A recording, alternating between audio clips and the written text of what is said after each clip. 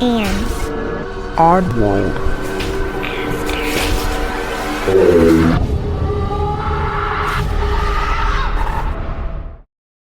Hey Oddballs, I'm your host Jensen, and welcome to episode 158. I feel like I need to say 158 and feeling great. I'm freaking weird, okay? I'm sorry. And also, I didn't get rid of my spider friends. They're still there, and it's still storming. So I'm gonna get real creeped out today, again. And that's okay. That is what this podcast is here for, to give you just a little bit of a chill, at the very least. Just a little chill. And also, today we're jumping back into the psychic book, because I have just been loving it and realizing that maybe I'm psychic. Okay, maybe not. Let's just get into it. It's lesson time. Today's psychic lesson is recalling past lives. Past life memories come with you from lifetime to lifetime. They are housed in your unconscious mind, and they influence your life, even though you may not be aware of them.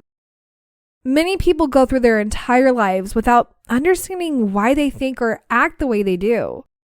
Your adult conscious mind often dismisses what children accept without question. During childhood, you may still have memories from your past lives. These memories are gradually forgotten as you grow older. Do you recall any early childhood memories that can give you clues about your past lives? Did you know things about family members from different lifetimes? Did you ever act as if your role in the family was different than it should have been? Did you ever tell your family stories about other lifetimes? Chances are, some of your psychic intuitions have come from what you've retained from your past. The more of these soul memories you can recall, the more you will find a connection to your psychic gifts. So past lives really intrigue me. Ooh, and as I said that, it thundered and scared the shit out of me. But anyhow, past lives really intrigue me because I've heard of tons of stories of kids bringing their parents to where they used to live and where their body was buried. Or there was one recently that I saw where this family went to Hawaii and went to, I think, the Pearl Harbor Memorial, and their son, so he refused to go see the plaque that has like all the names on it from all the people who are still trapped and who have died and whatnot. But this kid refused. He totally refused to go see it because he didn't want to accept that he had passed away in that life. And that really gives me the freaking chills, because just thinking about that, and if my kid were to ever do something like that, I would have this like mixed emotions of like, oh my God, tell me more, and oh my God, I'm going to throw up. I don't know. It's really weird. Kids are interesting. We were all kids once. And either some of us have really weird, interesting stories like this, or like this book says, we just take our past life memories and carry them into adulthood. And it kind of molds us into a person that we are. But one little other quick side thing about past lives, if you have certain birthmarks, those are like signs of how you maybe died. And I have a gnarly birthmark on like my stomach, and it's huge and it's red. And often when I go to the doctor, they're like, oh my God, are you having an allergic reaction? I'm like, no, that's literally it's just my birthmark. And I've always wondered if that's something to do with my past life. Probably not. But like, you know, I'm into this stuff, so I just want to know. But anyhow, anybody who reads past lives on the daily, let me know, because I want to know. Seriously, if any of you have any past life stories or know of people who've past life stories, I want to hear those. Those are so creepy in their own way, and they're just fascinating at the same time. So yeah, let's go ahead and move on to stories. This comes from villain_behavior on Reddit. I wanted to share a story that's stayed with me for years. I was watching the Scary Stories on Reddit series on Smosh's channel, and it inspired me to finally post it here. I was around 13, hanging out at my best friend's house. We were home alone, completely absorbed in a PS2 game, when we suddenly heard her mom's voice call out from the front door. Girls, come help me with the groceries. We both let out a groan, paused the game, and looked at each other with that shared sense of annoyance. Then we yelled back, "Okay, hold on," and made our way to the front door. But when we got there, the door was shut. Confused, we opened it, and no one was there. Not a single car in the driveway. The street was silent. My friend grabbed her phone and called her mom, just to be sure. I'm still at work, her mom said. Why? We didn't know what to say. We had both heard the voice. Her voice. The sound of grocery bags rustling. It was unmistakable and completely impossible.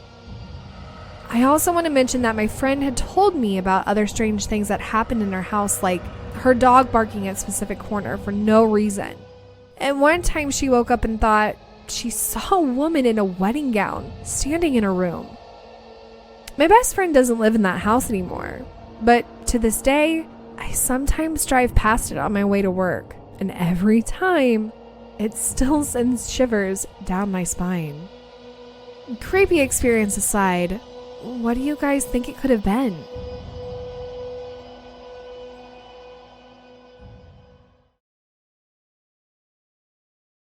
At first I was thinking this was a mimic. And now I'm thinking maybe it's a wannabe mimic, or maybe we just really don't understand mimics like we thought we did. If this person's friend saw a woman in a wedding gown in her room, it leads me to wonder if there is a spirit who is maybe trapped in the house, and this is awful, but unfortunately maybe died on their wedding day. And truthfully, if that was like one of their most magical moments in their life, and then it was just taken away so suddenly, I could understand why they'd be trapped. And they're probably a little bit angry about it. If you think about it, your life gets cut short right after one of the greatest days of your life, and then you have to just watch people living their life for the rest of your life. You know, like I guess the rest of your afterlife. And maybe you don't have to, but I don't know how spirits get stuck in places. I mean, my only guess is because it was so tragic and so sudden, maybe. If that's actually what happened. I am completely making this up. But like I said, at first I was thinking mimic, but now I'm thinking it's a trapped soul, and maybe they're just getting really good at mimicking the voice of people in the home, which is very creepy. Had that woman in the wedding gown not be in the picture, I would really think more along the lines of like some kind of, oh my God, I'm totally blanking. Can somebody help me out? But like time warp, timeline jump lineup thing. I don't know. Help me out. My brain is blanking at the moment, but something like that where the timelines are crossing and you just happen to be there for it. And that's really creepy. So the mom on the other timeline is like, hey, I'm home, but the mom in your actual timeline is like, no, I'm still at work. I hope that makes sense. And somebody please tell me what the heck I'm trying to say, because I literally am, I'm blanking. I'm blanking. But those are my two theories. What do you guys think? Let me know. And let's go ahead and move on to the next story. This comes from Smiles5 on Reddit.